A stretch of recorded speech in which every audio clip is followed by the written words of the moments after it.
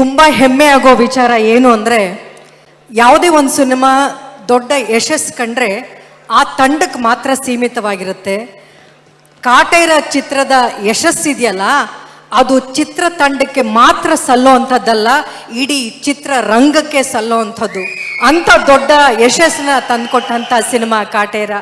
ಎಲ್ಲರೂ ಅದ್ಭುತವಾಗಿ ಅಭಿನಯಿಸಿದ್ದಾರೆ. ಈ ಥರದ್ದೊಂದು ಕಾರ್ಯಕ್ರಮ ನೋಡಿ ಬಹಳ ವರ್ಷಗಳಾಗೋಗಿತ್ತು. ನಾವು ಸಿನಿಮಾ ಥಿಯೇಟ್ರ್ಗಳಲ್ಲಿ ಸಿನಿಮಾ ಓಡುತ್ತಾ ಅನ್ನೋದೇ ನಮಗೆ ಎಲ್ಲೋ ಮರ್ತೋಗಿತ್ತು ಸರ್. ಮಾಲ್ಗಳಲ್ಲಿ ಮಲ್ಟಿಪ್ಲೆಕ್ಸಲ್ಲಿ ಬಂದ ಮೇಲೆ ಈ ಥರದ್ದೊಂದು ಹಳೆ ನೆನಪುಗಳು ನಮಗೆ ಮರ್ತೇ ಹೋಗಿತ್ತು.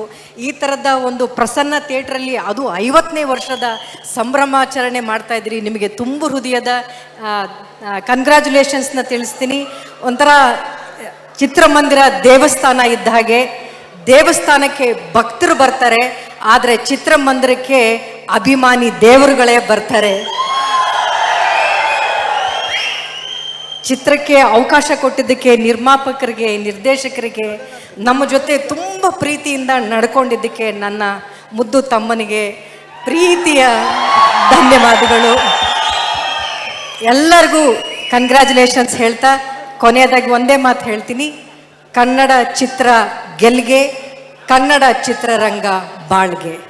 ನಮಸ್ಕಾರ. Thank you madam.